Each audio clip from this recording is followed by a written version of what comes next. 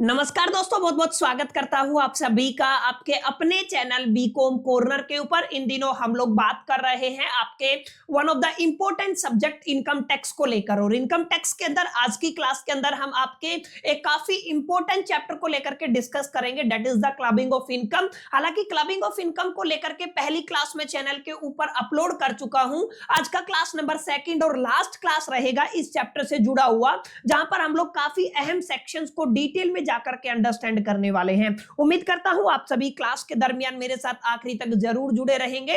और अगर आपको ये क्लास यूजफुल लगता है, हेल्पफुल लगता है, तो इस वीडियो को लाइक करके अपने दोस्तों के साथ शेयर जरूर करेंगे। बहरहाल विदाउट वेस्टिंग द टाइम चलिए शुरू करते हैं। माय डियर फ्रेंड, जब भी आप लोग क्लबिंग ऑफ इनकम की बात करते हैं, हालांकि काफी चीजें हम लोग पार्ट फर्स्ट के अंदर डिटेल में पढ़ चुके हैं। आज की क्लास बहुत ज्यादा इंपॉर्टेंट रहेगी आपके एग्जामिनेशन के प्रोस्पेक्टिव से, क्योंकि आज की क्लास के अंदर मैं आपको गारंटी दे सकता हूं, आज की जो क्लास 45 मिनट 40 मिनट की रहेगी, इसके अंदर से एक क्वेश्चन आपको आपके फाइनल एग्जामिनेशन के अंदर देखने को मिलेगा ही मिलेगा। तो यहां पे अगर आप लोग ध्यान देंगे, जो भी चीजें हम लोगों ने पार्ट 1 में पढ़ी वो तो रेलिवेंट है ही। आज पार्ट 2 में हम लोग सेक्शन 64 से शुरू करने वाले हैं। अगर आपको याद हो, जब भी मैंने क्लबिंग ऑफ इनकम की बात की थी तो हम लोगों ने डिस्कशन किया था, सर हम 60 सेक्शन से लेके और 64 तक डिटेल में जाकर के पढ़ने वाले हैं। सेक्शन 60 को हम लोगों ने डिटेल में पढ़ा, 61 को हम लोगों ने डिटेल में पढ़ा, 62 को हम लोगों ने डिटेल में पढ़ा। आज जो सबसे अहम सेक्शन रहेगा क्लबिंग ऑफ इनकम के अंदर, वो हमारा सेक्शन 64 रहेगा। इस बात को आपको अपने जहन में और ख्याल में रखना है कि आज हम क्या पढ़ने वाले हैं। आज हम सेक्शन 64 पढ़ेंगे और सेक्शन 64 के अंदर भी आपको अलग अलग सब सेक्शन और क्लोज देखने को मिलेंगे। जैसे अगर नंबर 1 की बात करते हैं तो यहाँ पे आपका सेक्शन 64 लिखा हुआ है, लेकिन यहाँ पे सब सेक्शन 1 और क्लोज आई लिखा हुआ है। क्लियर है? तो यहाँ पे अगर आप लोग देखेंगे, अगर आप अपनी इनकम को या अपने एसेट को ट्रांसफर कर देते हैं अपनी स्पाउस को, ये थोड़ा आपको ध्यान रखना है। स्पाउस का मतलब क्या होता है? बहुत कॉमन चीज है। अगर आप लोग हस्बैंड है तो आपकी स्पाउस आपकी वाइफ हो जाएगी, अगर आप लोग वाइफ है तो आपके हस्बैंड आपके स्पाउस हो जाएंगे। यानी कि यहाँ पे 64 का फर्स्ट 1 क्या कहता है या 64 का फर्स्ट आई क्या कहता है? अगर आपका इनकम है एसेट से जो आपने ट्रांसफर किया है, अगर आपने एसेट्स को ट्रांसफर कर दिया है, किसके पास ट्रांसफर किया है? स्पाउस के पास। तो उस केस में एग्जैक्टली कैसे क्लब होगा इनकम? तो अगर आप लोग ध्यान देंगे तो यहाँ पे सबसे पहले कंडीशन आपको देखना है। कंडीशन के अंदर क्या लिखा हुआ है? कंडीशन के अंदर लिखा हुआ है SSC has transferred as an asset, माने एसएससी ने क्या किया है? अपने एसेट्स को ट्रांसफर किया है। इस शब्द पे जरूर ध्यान दीजिएगा। क्या ट्रांसफर हुआ है? आपका एसेट ट्रांसफर हुआ है टू हिज और हर स्पाउस। समझ गए? ये किसको ट्रांसफर किया है? आपने स्पाउस को ट्रांसफर किया है। अब ध्यान क्या देना है? ध्यान ये देना है, अगर आप लोग ट्रांसफर करते हैं किसी भी एसेट को, अब वहां पे या तो आप उसको गिफ्ट में दे दें या फिर उसको लोवेस्ट प्राइस के ऊपर दे दें। अब यहाँ पे टैक्स प्लानिंग आप लोग करते हो, ऑब्वियस सी बात है, इनकम टैक्स से बचने का जुगाड़ हिंदुस्तान में ढूंढा जाता है। हर आदमी कोई ना कोई सेक्शन आता है, उसका अल्टरनेट ढूंढने की कोशिश करता है, किस तरीके से लॉ के लूप होल का इस्तेमाल करके टैक्स से बचा जाए। तो यही बात यहाँ पे लिखी हुई है। अगर आपने ये जो प्रॉपर्टी या ये एसेट ट्रांसफर किया है, या तो आप लोग इसको गिफ्ट की फॉर्म में देते हैं या लो प्राइस में देते हैं, तो इसको कहेंगे हम लोग विदाउट एडुकेट कंसीडरेशन। माने उसका जो कंसीडरेशन होता है, कंसीडरेशन का मतलब जो उसका वैल्यू होता है, जो उसका प्राइस होता है, उस प्राइस से कम अगर आप लोग एक तरीके से देते हैं तो उसको क्या कहेंगे? That is a without adequate consideration. या तो आप उसको गिफ्ट की टर्म में देंगे या तो आप उसको लोएस्ट प्राइस की टर्म में देंगे। तो दो कंडीशन हो गई। अगर आपने अपने एसेट को ट्रांसफर कर दिया है अपने स्पाउस को, पहली कंडीशन। दूसरी कंडीशन क्या है? विदाउट एडुकेट कंसीडरेशन, एकदम सही जो कंसीडरेशन उसकी होती है, सही प्राइस के बिना। अब यहाँ पे काफी बच्चों के दिमाग में सवाल आ रहा होगा, सर हम एग्जैक्ट प्राइस पे क्यों? लेट अस से कि आपका मिस्टर एक्स है। क्लियर है? यहाँ पे क्या है? ये आपका मिस्टर एक्स है और इसकी जो वाइफ है वो क्या है? मिसिज एक्स है। क्लियर है? यहाँ पे जो 2 करोड़ की प्रॉपर्टी है ना, वो यहाँ पे ट्रांसफर कर दी गई है। क्या ट्रांसफर की गई है? यहाँ पे 2 करोड़ की प्रॉपर्टी ट्रांसफर की गई है। तो ध्यान रखिएगा, एडुकेट कंसीडरेशन का मतलब क्या है? इसका प्राइस क्या था? 2 करोड़ था, लेकिन हमने मान लीजिए इसको ये गिफ्ट में दे दिया। किस में दे दिया? गिफ्ट में दे दिया। तो ये जो कैटेगरी है ना, ये जो स्पेशल केस है, ये यहाँ पे इंक्लूड किया गया है। आपने क्या किया है? जो एडुकेट कंसीडरेशन था उसके बिना प्रॉपर्टी को ट्रांसफर किया है। आगे देखिए क्या लिखा हुआ है? The asset is not transferred in connection with the agreement to allow a part. ठीक है ना?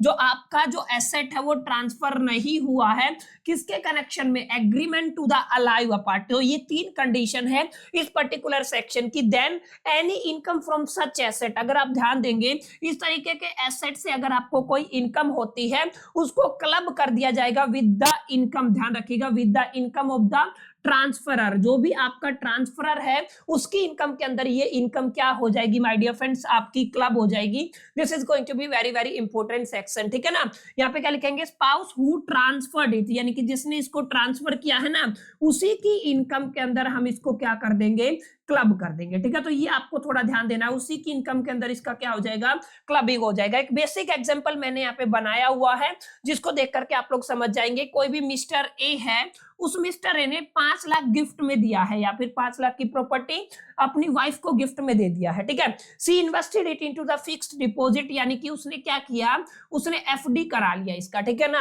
And earn 40,000 interest. अब यहाँ पे क्या है, ये 40,000 इंटरेस्ट आया है, तो ये जो 40,000 इंटरेस्ट आया है ना ये कहां पे जाएगा, ये मिस्टर ए के पास जाएगा या मिसिज ए के पास जाएगा, इसकी वाइफ के पास जाएगा, what ever you can say. तो यहाँ पे आंसर क्या आएगा, ये जो इनकम है ये क्लब होगी मिस्टर ए की इनकम के अंदर, यानी कि जो ट्रांसफर है, जो क्या है ट्रांसफरर है उसकी इनकम के अंदर ये क्या हो जाएगी, क्लब हो जाएगी, ठीक है ना।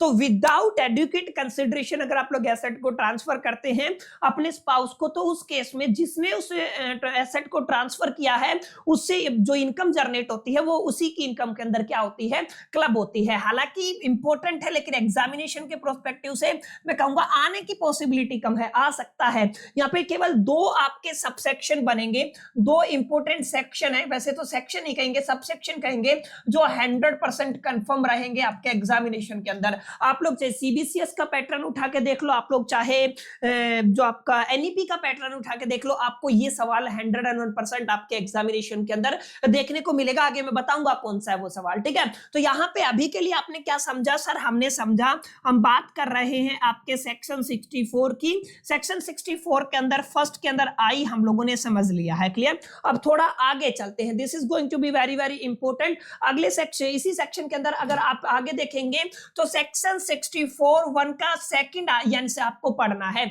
यहाँ पे ये वाला जो सेक्शन है ना 101% बहुत ज्यादा इंपॉर्टेंट है एग्जाम के पॉइंट ऑफ व्यू से, माने आपके एग्जाम में इसके आने की प्रोबेबिलिटी, पॉसिबिलिटी, चांसेस बहुत ज्यादा रहने वाले हैं। यहाँ पे आपको जरूर ध्यान देना है, ये जो सेक्शन है ना ये काफी इंपॉर्टेंट हो जाता है। सेक्शन क्या कहता है, सेक्शन ये कहता है कि मान लीजिए कोई भी पार्टनरशिप फर्म है या कोई भी कंपनी है, क्लियर है। तो यहाँ पे किसकी बात हो रही है, किसी भी कंपनी की बात हो रही है, क्लियर है। तो यहाँ पे आप लोग क्या लिखेंगे, सर किसी भी कंपनी की बात हो रही है, और कंपनी कह दीजिए या फिर मैं कह देता हूं यहाँ पे सर हमारे पास पार्टनरशिप फर्म है, क्या है आपका पार्टनरशिप फर्म है, तो डायरेक्ट मैं यहाँ पे फर्म लिख देता हूं, क्लियर है। और इस फर्म के अंदर अलग अलग पार्टनर्स है जिनके अंदर आपको ध्यान देना है।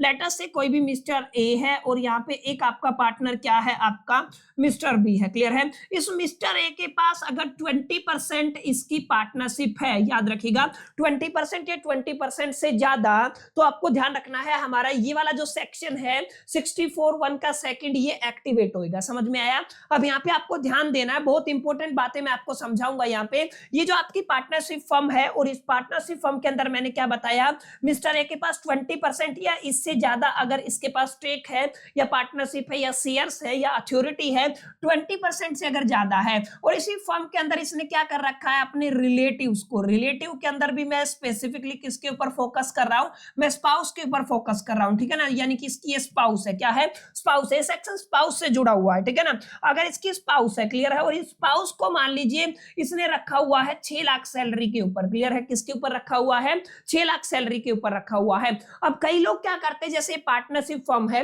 अब मेरी फैमिली में मान लीजिए पार्टनरशिप फर्म के अंदर मेरी फैमिली में 4 मेंबर है, क्लियर है, और उन 4 मेंबर की हालांकि इतनी क्वालिफिकेशन नहीं है, फिर भी मैं हर एक व्यक्ति को 2 लाख रुपए पर मंथ की सैलरी के ऊपर यहाँ पे रख लेता हूँ, क्लियर है।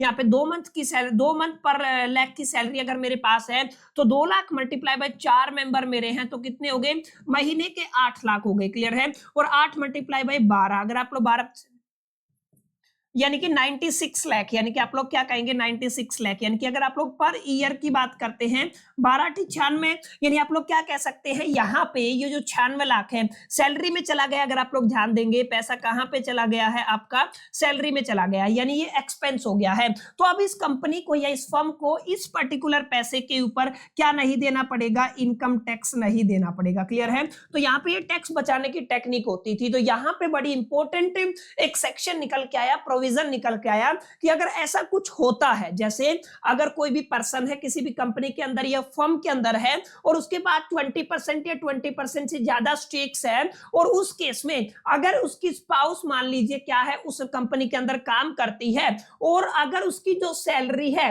वो मीट नहीं करती है एजुकेशनल क्वालिफिकेशन को। क्लियर है? किसकी बात कर रहे हैं? एजुकेशनल क्वालिफिकेशन को मीट नहीं करती है। मानिए आप लोग, इसका क्या मतलब है, मान लीजिए ये जो 2 लाख की सैलरी लेने वाली इसकी वाइफ है, इसकी एजुकेशनल क्वालिफिकेशन केवल 12th है, तो ऑब्वियस सी बात है केवल 12th के बेस पे कोई भी पर्सन क्या है 2 लाख की सैलरी को बीट नहीं कर सकता। एक एक्सेप्शन केस हो गया।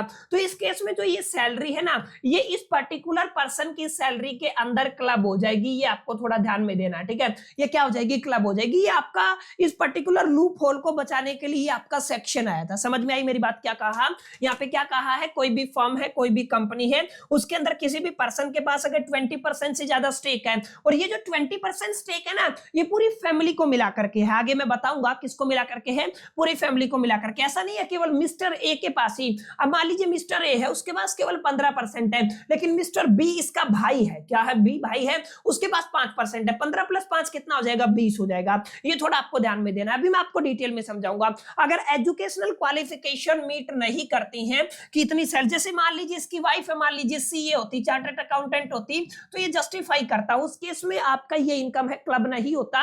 लेकिन 12th है, 10th है, और उस केस में आप लोग टैक्स बचाने के लिए एक्सपेंस को बढ़ा रहे हो कंपनी के, तो उस केस में आपको टैक्स देना पड़ेगा, और ये क्लब हो जाएगी इस मिस्टर ए की इनकम के अंदर। अभी डिटेल में मैं आपको समझाता हूं ताकि आपको एक बेटर क्लैरिटी हो। जैसे अगर आप लोग यहां पे लेके चलते हैं, इसी सेक्शन के अंदर आ जाते हैं, थोड़ा ध्यान से पढ़िएगा, काफी अहम बात रहने वाली है। क्या लिखा हुआ है, पढ़ो, देखो क्या लिखा हुआ है। यहाँ पे लिखा हुआ है, यहाँ पे रेमुरेशन की बात हो रही है। रेमुरेशन का मतलब होता है मेहनताना। मेहनताना मतलब सैलरी की बात कर लीजिए, कमीशन की बात कर लीजिए।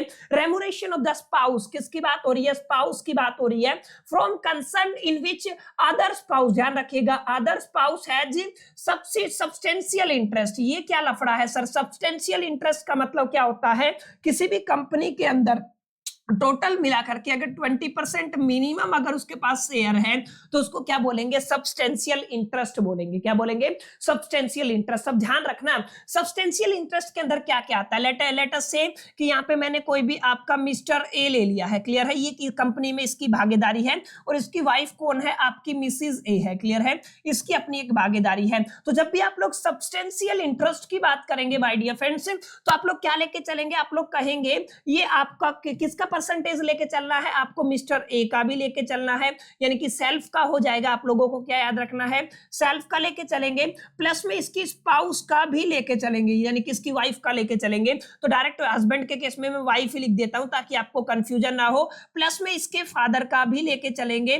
प्लस में आप लोग क्या करेंगे, इसका ब्रदर का भी लेके चलेंगे, और प्लस में आप लोग इसके सिस्टर का भी लेके चलेंगे। इन सब का मिला करके अगर परसेंटेज 20% या 20% से ज्यादा बनता है, तो उसको हम लोग क्या कहते हैं, उसको हम लोग कहते हैं सब्स्टिक्वेंटल इंटरेस्ट। क्या कहते हैं, सब्स्टिक्वेंशियल इंटरेस्ट। क्लियर है, ये आपको थोड़ा ध्यान में रखना है, ठीक है।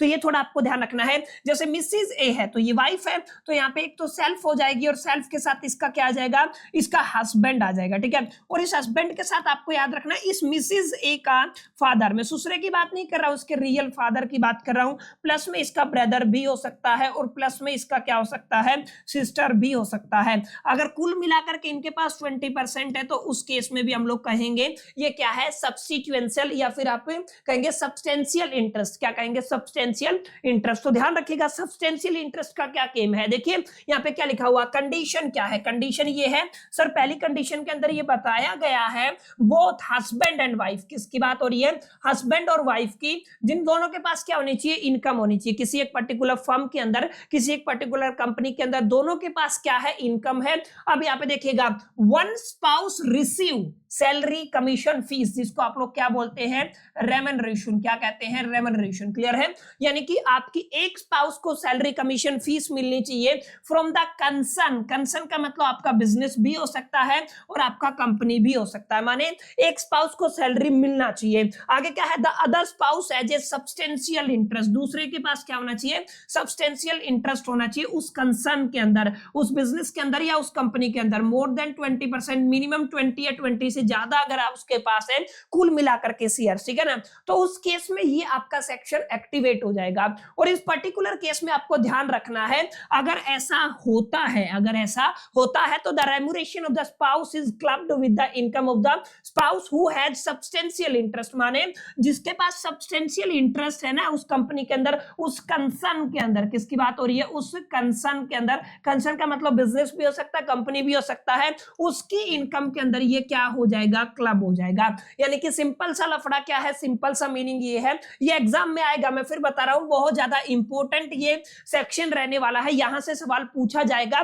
एक तो माइनर चाइल्ड का सवाल हर बार आता है, एक ये वाला यहाँ पे आता है। यहाँ पे क्या कहा गया है आपको बताना है, सेक्शन 64 1 सेकंड को एक्सप्लेन करना है। यहाँ पे कहता है अगर आपके पास रेम्यूनरेशन है, remuneration of a spouse from a concern, concern का मतलब बिजनेस या company, in which the other spouse as a substantial interest, substantial interest का मतलब क्या है, उस कंपनी या उस फर्म के अंदर अगर इन सबको मिला करके अगर मेल है या फीमेल है, ठीक है ना, तो इन सबको मिला करके अगर मिनिमम 20% शेयर है तो उसको बोल देंगे सब्सटेंशियल इंटरेस्ट। तीन कंडीशन है, दोनों की इनकम होनी चाहिए, एक स्पाउस को क्या मिले, रेम्यूनरेशन मिले, चाहे वो सैलरी की टर्म में हो, कमीशन की टर्म में हो या फीस की टर्म में हो, और दूसरे के पास सब्सटेंशियल इंटरेस्ट हो, तो जिसके पास सब्सटेंशियल इंटरेस्ट है उसकी ये सैलरी इसके अंदर क्या हो जाएगी, क्लब हो जाएगी। क्लियर है? एक्सेप्शन क्या करना है, एक्सेप्शन ये करना है कि अगर आपका ये जो पर्सन, अच्छा यहाँ पे एक कंडीशन मैंने बताई थी, अगर मीन जो आपका टेक्निकल और प्रोफेशनल क्वालिफिकेशन मीट नहीं करती है, जैसे मैंने कहा सीए है तो कोई दिक्कत नहीं है,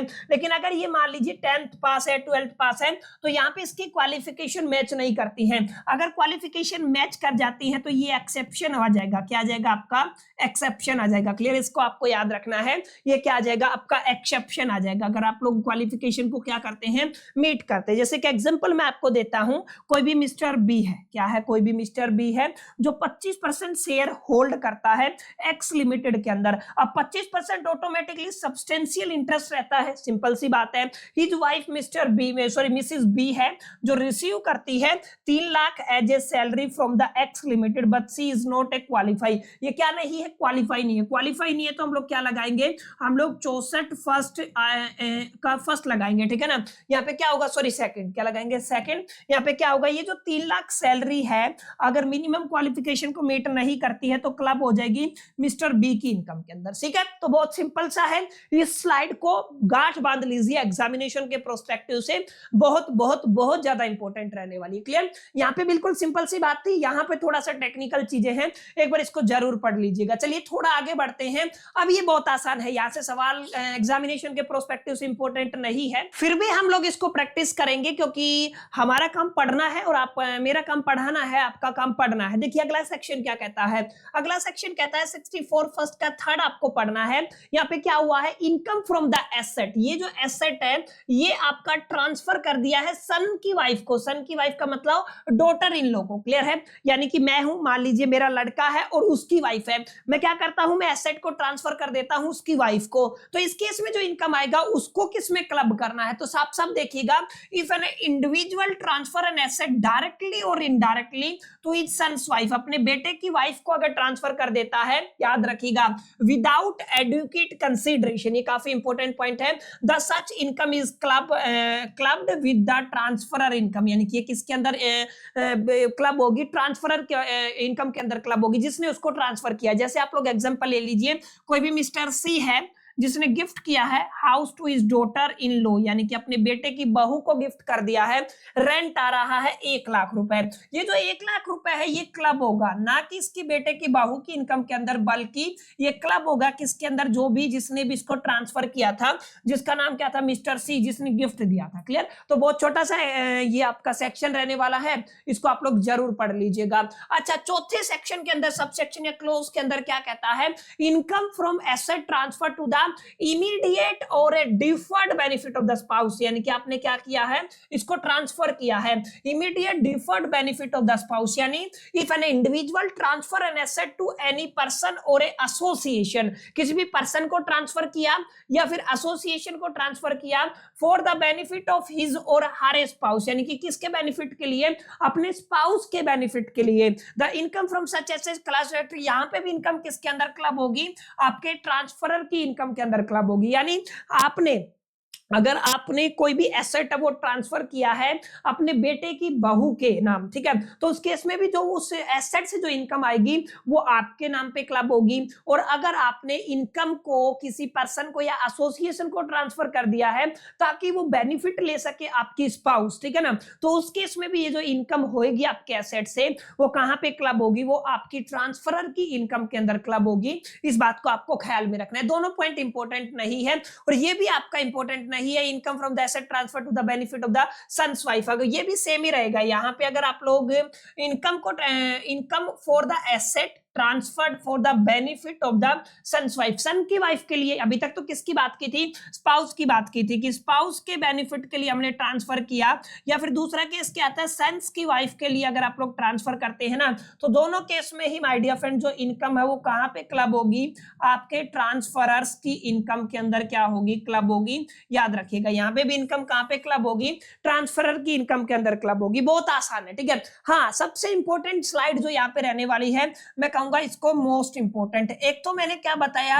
रेमुरेशन वाला केस बताया था जिसको आपको बिल्कुल भी नहीं छोड़ना है इस एंटायर चैप्टर के अंदर। ये वाली स्लाइड में स्टार लगा देता हूं, मार्क कर लीजिएगा।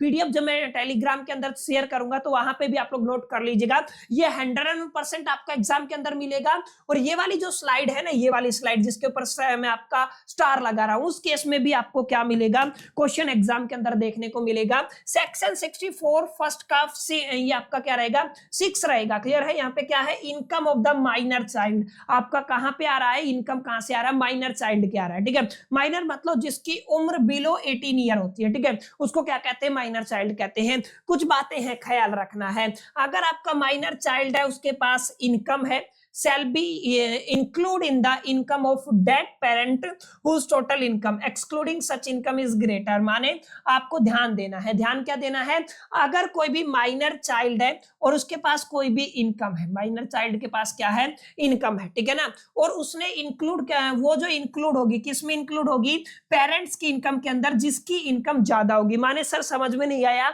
एग्जाम्पल से समझाइए। लेटस से मैं कोई एक एग्जाम्पल ले लेता हूं, आपका कोई भी मिस्टर ए है, क्लियर है, आप लोग क्या ले लीजिए, मिस्टर ए है, ठीक है ना, और इसी के बाद आप लोग याद रखिएगा एक आपका मिसिज ए है, क्लियर है, यानी कि आपका एक मिस्टर ए और दूसरी क्या होगी, मिसिज ए होगी है। इन दोनों को बच्चे हैं, मान लीजिए यहाँ पे इन दोनों से इनको 2 बच्चे हैं, ठीक है ना, मैं कह देता हूं इसको मिस्टर ए कह देता हूं, स्मॉल ए ये लड़का है, और मैं कह देता हूं आपका मिस बी, क्लियर है, ये क्या कह देता हूं मैं, आपका मिस बी ये लड़की है। अब हुआ क्या है, हुआ ये है, लेटस से इसकी उम्र माइनर है तो मैं इसकी एज क्या ले लेता हूं, मान लीजिए 10 साल है, क्लियर है, क्या कह देता हूं मैं, इसका 10 साल है, और इसकी एज में मान लेता हूं, इस गुड़िया की एज कितनी है, मान लीजिए 11 साल है तो दोनों माइनर ही। अब हुआ क्या कि मिस्टर ए ने अपने लड़के के नाम एक एफडी करा दी, क्लियर है, क्या करा दी है, एफडी करा दी है, जो आपके कितने की है, 60 लाख की है, कितने की है, 60 लाख की, और लेटर से इसको 10% पर एनम इंटरेस्ट मिलता है, क्लियर है। और इसी तरीके से इसकी वाइफ ने क्या कहा, मैं अपनी लड़की के नाम क्या करा देती हूँ, एफडी करा देता हूँ। इसने अपनी लड़की के नाम 70 लाख की एफडी करा रखी है, कितने इंटरेस्ट के साथ, 10% पर एनम इंटरेस्ट के साथ। एक हाइपोथेटिकल सिचुएशन है, ठीक है। अब यहाँ पे अगर आप लोग देखेंगे 60 लाख का 10% कितना होता है, 6 लाख इनकम होता है, क्या होता है आपका, 6 लाख इनकम होता है, ठीक है। और यहाँ पे भी ये कितना होगा, यहाँ पे आपका 7 लाख हो जाएगा, 70 लाख का कितना हुआ, 7 लाख इनकम हो गया। अब अगर आप लोग इनकम टैक्स की बात करते हैं तो यहाँ पे जब भी टैक्स देने की बात होगी तो आप लोग क्या कहेंगे, ये तो आपकी 7 लाख है, क्योंकि इनकम टैक्स क्या कहता है, 7 लाख तो एग्जम्प्टेड होती है, यहाँ पे दोनों को टैक्स नहीं देना पड़ेगा। अब यहाँ पे आपको थोड़ा ध्यान देना है, इनकम टैक्स क्या कहता है, थोड़ा रुको, यहाँ पे ध्यान देने वाली बात क्या है। अब यहाँ पे देखा जाएगा मिस्टर ए कितना कमा रहा है, लेट अस से मिस्टर ए 18 लाख कमाता है साल साल का मिसिज ए है वो 20 लाख कमाती है साल की, ठीक है। तो ये जो इनकम है, ये जो 6 लाख इनकम है और ये जो माइनर की कितनी इनकम है, 7 लाख इनकम है। अब टैक्स क्या कहता है, डिपार्टमेंट क्या कहता है, इतने रुपए तो ये गिन ही नहीं पाएंगे जितने इनकी इनकम हो रही है, इनको तो पता ही नहीं है। तो यहाँ पे डिपार्टमेंट क्या बोलता है, डिपार्टमेंट बोलता है आपके जो बच्चे हैं वो दोनों माइनर्स है और जितनी इनकम आप लोग यहाँ पे एफडी के इंटरेस्ट से कमा रहे हैं उतना तो उनको पता भी नहीं है, तो ऐसे केस में टैक्स देना पड़ेगा। ये जो इनकम है क्लब होगी, लेकिन सवाल यहाँ पे ये आता है ये जो 7 लाख और 6 लाख है ये कहाँ पे क्लब होगी, मिसिज ए के यहाँ पे क्लब होगी या मिस्टर ए के यहाँ पे क्लब होगी। तो यहाँ पे टैक्स कहता है जिसकी इनकम ज्यादा होगी ना उसके यहाँ पे क्लब होगी। माने अगर आप लोग ध्यान देंगे तो यहाँ पे क्या लिखा हुआ है, ज्यादा किसकी है, 20 लाख रुपए मिसिज ए की है, तो 20 लाख रुपए यहाँ पे क्लब हो जाएगी, 7 लाख क्लब हो जाएगी और 6 लाख क्लब हो जाएगी, ठीक है। यानी आप लोग कहेंगे 6 6 12 13 और 10 कितना 20 कितना हो जाएगा आपका 33 लाख रुपए आपकी इनकम हो जाएगी। इस इनकम के ऊपर आपको टैक्स देना होगा। क्लियर, ये आपको थोड़ा ध्यान में देना, समझ में आई मेरी बात। यानी कि जब भी आपका बच्चा माइनर होता है और अगर वो कोई भी इनकम कमाता है, अब यहाँ पे इन्होंने एफर्ट नहीं डाले हैं, क्या नहीं डाले हैं, एफर्ट नहीं डाले, बिना एफर्ट के अगर इनके पास इनकम है तो वहां पे क्लब होगी जहां पे इसके मम्मी या पापा के अंदर जिसकी इनकम ज्यादा होगी, और एक बार अगर ये क्लब हो जाती है तो फिर उसी के अंदर क्लब होती चली जाएगी। अब अगली साल मान लीजिए इसके पापा की इनकम है वो 40 लाख हो जाती है, इसकी मम्मी की इनकम है 18 लाख हो जाती है, तो यहाँ पे अब अगली साल भी ये यहाँ पे क्लब होगी जब तक ये डिस्क्लोजर नहीं मिलता है इनकम टैक्स ऑफिसर को कि यहाँ पे ये जो इनकम पिछली बार आपने क्लब की थी वो गलती से की थी। समझ में आया। अब आप इस पर्टिकुलर जो डेफिनेशन उसको पढ़िएगा, income of the minor child shall be include in the income of dead parents whose total income excluding such income is greater. जिसकी इनकम क्या होगी, ज्यादा होगी, उसके अंदर हम लोग इसको ऐड कर देंगे। अब यहाँ पे देखिएगा दो केस है जहां पे आपकी इनकम क्लब नहीं होगी। एक तो अगर आपका बच्चा 80U के सेक्शन के अकॉर्डिंग अगर कुछ minor child suffering from the disability है तो उस केस में, या फिर अपने टैलेंट के बिहा पे, मैनुअल वर्क के बिहा पे, पर्सनल टैलेंट या स्किल के बिहा पे अगर वो पैसा कमाता है तो उस केस में ये क्लब नहीं होगी। मान लीजिए जो पैसा कमाया था ना इसने, मान लीजिए जो दो बच्चे थे आपका मिस्टर ए और मिस बी, ठीक है ना, तो यहाँ पे इसने इनकम जो कमाई थी, मान लीजिए इसने जो इनकम कमाई है लेटस से कि इसने गाना गा, डांस इंडिया डांस में जाके कमाई है, डांस इंडिया डांस में जाके कमाई है, तो इसने खुद के एफर्ट डाले हैं, क्या डाले हैं, इसने खुद के एफर्ट डाले हैं, खुद के मैनुअल एफर्ट से, टैलेंट से अगर उसने ये इनकम कमाई है तो ये जो इनकम है ये क्लब नहीं होगी और ये आपका टैक्स फ्री हो जाएगा। क्यों हो जाएगा टैक्स फ्री, क्योंकि 7 लाख तक तो गवर्नमेंट कहता है कि इसको अपना टैक्स देना पड़ेगा, इसको अपना टैक्स देना पड़ेगा। तो दो सिचुएशन ऐसी है, दो एग्जम्पशन है जहां पे आपको ख्याल रखना, अगर आपका माइनर चाइल्ड सफर करता है डिसेबिलिटी से according to the section 80U तो उस केस में आपका इनकम क्लब नहीं होगा। और अगर वो अपनी नॉलेज के बिहा पे, अपने वर्क के बिहा पे, अपने टैलेंट, अपनी स्किल के बिहा पे पैसा कमाता तो उस केस में भी सेम केस रहने वाला है। मैं फिर बता रहा हूं, ये वाला जो इंपॉर्टेंट सेक्शन है पूरा एज इट इज आपको लिख के आना है, एग्जाम्पल वगैरह एग्जामिनेशन के प्रोस्पेक्टिव से बहुत ज्यादा इंपॉर्टेंट रहने वाला है। और ये स्लाइड आखिरी स्लाइड थी, अगर आप लोग समराइज करना चाहते हैं तो इस तरीके से कर सकते हैं। ये पूरा का पूरा सेक्शन 64 है जहां से एक क्वेश्चन 100% कंफर्म आता है। अभी हमने 64 फर्स्ट पढ़ा, 64 सेकंड पढ़ा, फिर थर्ड पढ़ा, फिर फोर्थ पढ़ा, फिर हमने फिफ्थ पढ़ा, ऐसे ही 6 पढ़ा। मैंने बताया 6 वाला इंपॉर्टेंट है, बहुत ज्यादा इंपॉर्टेंट है, मोस्ट इंपॉर्टेंट है, पेपर में आएगा। ऐसे 7 और 8 ये दोनों इंपॉर्टेंट नहीं है इसलिए मैंने इंक्लूड नहीं किए हैं। और यहाँ पे ऐसा ही 64 दो, ठीक है, ये 3 आपको पढ़ने की जरूरत नहीं है, ये सारे इंपॉर्टेंट है। और यहाँ पर भी मैंने बताया अगर आप लोग यहाँ पे लेके चलते हैं स्पाउस रेम्यूनरेशन वाला, यानी कि एक केस तो आपका ये वाला हो गया जिसको आप लोग 64 सेकंड कहते हैं, एक केस 64 सिक्स्थ हो गया, ठीक है। दोनों केस बहुत ज्यादा इंपॉर्टेंट रहने वाले हैं, यहां से एग्जामिनेशन में 101% आपको सवाल देखने को मिलेगा। तो माय डियर फ्रेंड्स, यहां पर आकर के clubbing of income graduation level पे बीकॉम प्रोग्राम एंड ऑनर्स के लिए, रेगुलर एसवाइएल एंड एनसीवेप के लिए तमाम जितने भी बच्चे हैं उनका ये जो आपका चैप्टर है कंप्लीट हो जाता है। ये वाली जो सेशन हम लोगों ने कंडक्ट किया पार्ट 2 का जो पार्ट है क्लबिंग ऑफ इनकम को लेकर के, इसकी पीडीएफ मैं आपको टेलीग्राम पे शेयर कर दूंगा। पार्ट 1 की की ऑलरेडी आज मैंने शेयर कर दी है। उम्मीद करता हूं यहां तक चीजें आपको समझ में आई होंगी, सेशन अच्छा लगा होगा। कमेंट करके जरूर बताया करें कि एग्जैक्टली आपको सेशन कैसा लगा। कोई टिप्स देना चाहते हैं कि इस तरीके से ये तब्दीली, बदलाव, चेंजेस हमें अपने सेशन में करने चाहिए, तो वो भी आप लोग बता सकते हैं, ताकि हम अपने अपकमिंग क्लासेस को और बेहतर कर सकें। और अगर आपको सेशन पसंद आता है तो वीडियो को लाइक जरूर कर दीजिएगा, अपने दोस्तों के साथ शेयर जरूर कीजिएगा। बाकी मेरे साथ अंत तक बने रहने के लिए आप सभी का तहे दिल से शुक्रिया। थैंक यू, धन्यवाद। अगले पार्ट के अंदर मिलते हैं, जब तक के लिए मैं तो soul the best, lucky plus.